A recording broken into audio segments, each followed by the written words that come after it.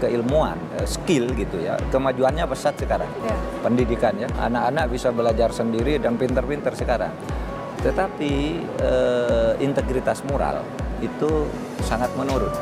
Coba Anda baca hasil survei itu, koruptor itu 83% itu lulusan pendidikan. Assalamualaikum warahmatullahi wabarakatuh. Saya Deki Melwanda, peserta Diklat Kepemimpinan Pengawas BPSDM Pekanbaru Riau Angkatan 22. Saya sangat mengidolai salah satu tokoh Pancasila di Indonesia, yaitu Bapak Profesor Mahfud MD.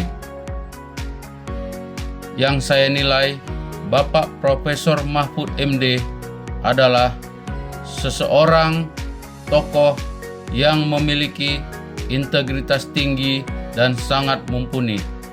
Beliau juga adalah sosok yang jujur dan sederhana. Beliau juga adalah seorang tokoh pendidikan yang sangat concern sekali terhadap dunia pendidikan dan ilmu pengetahuan di Indonesia. Bapak Profesor Mahfud MD juga saya nilai sebagai tokoh yang sangat gigih sekali dalam menentang dan memerangi praktek-praktek korupsi di Indonesia. Bapak Profesor Mahfud MD pada tahun 2017 pernah menjadi anggota Dewan Pengarah Badan Pembinaan Ideologi Pancasila atau BPIP, di mana saat ini ideologi Pancasila sangat dibutuhkan dan harus selalu digaungkan kepada seluruh rakyat Indonesia, khususnya generasi muda, agar ideologi Pancasila dapat kita wujudkan dan kita terapkan di dalam kehidupan kita sehari-hari. Demikian, wassalamualaikum warahmatullahi wabarakatuh. Kejar mereka, tangkap mereka, hajar mereka, hantam mereka. Kalau undang-undang memperbolehkan, dor mereka. Hanya perlu saya ingatkan bolak-balik, hati-hati. Kamu hati-hati, saya ikuti kamu. Joko Widodo, Presiden Republik Indonesia ke-7. Beliau adalah sosok pemimpin yang tegas, berani mengambil kembali PT Freeport, tambang emas yang berada di Papua. Jenderal Hugeng mengemban misi menegakkan kejujuran dalam memberantas berbagai kasus seperti kasus suap dan kasus korupsi. Jenderal Hugeng tidak segan menindak kasus dengan tidak pandang bulu.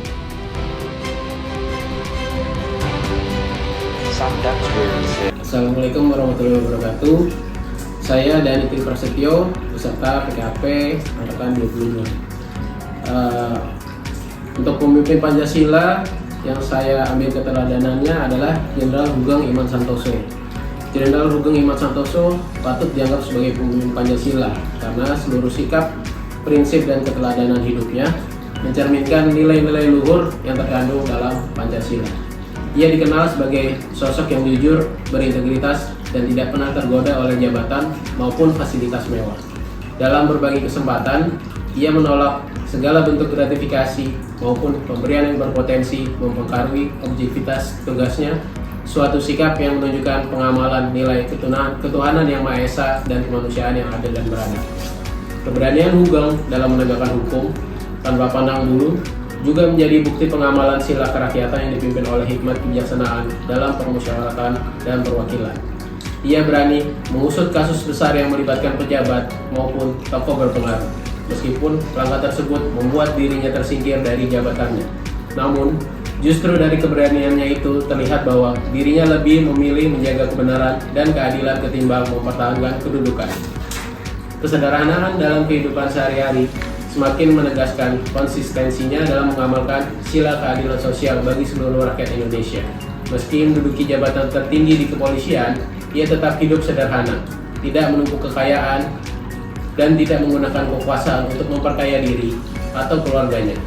Sikap ini membuktikan bahwa Pancasila tidak berhenti sebagai semboyan, tetapi menjadi pedoman hidup yang nyata.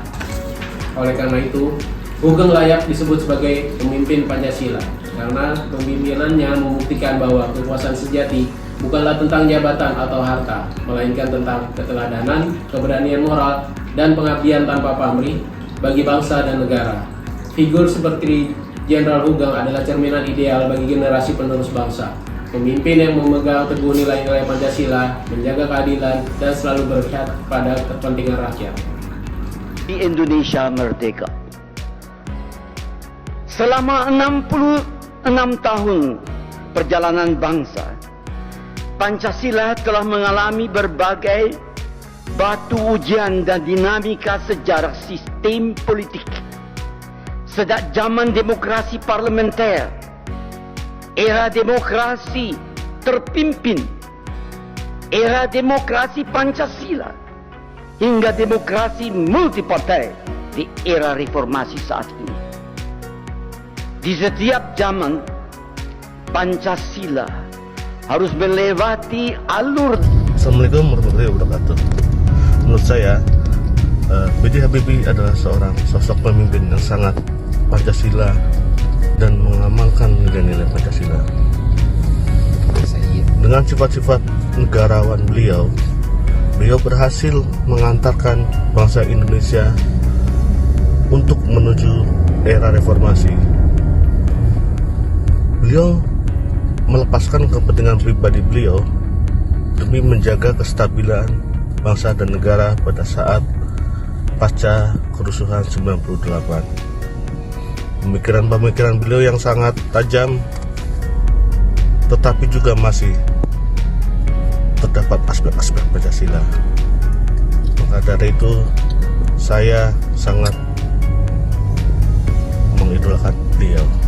Perkenalkan, nama saya Denny Jumanson Baho, peserta PKP Angkatan 22, Kelompok 2. Pada tugas kali ini, saya membuat tokoh sosok Soeharto sebagai pemimpin Pancasila. Presiden Soeharto dikenal sebagai sosok pemimpin yang menembakkan Pancasila, khususnya pada sila kelima, yaitu keadilan sosial bagi seluruh rakyat Indonesia. Sebagai pedoman utama dalam kebijakan pembangunan nasional, beliau dikenal juga sebagai bapak pembangunan. Ia memandang keadilan sosial sebagai ikhtiar untuk memastikan seluruh rakyat, baik yang tinggal di kota maupun yang tinggal di desa, sama-sama memperoleh kesempatan yang sama dalam menikmati hasil pembangunan.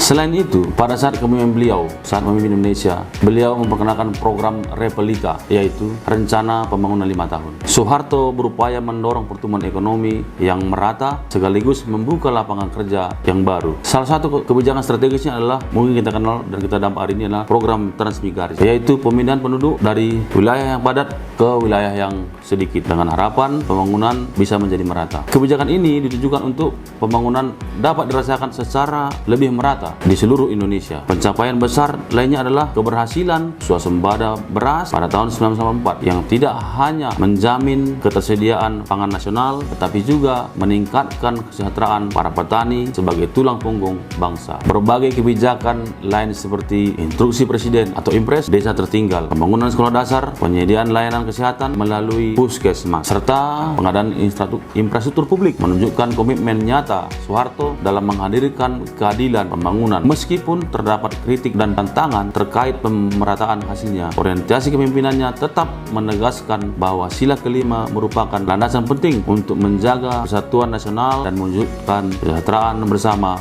bagi seluruh rakyat Indonesia.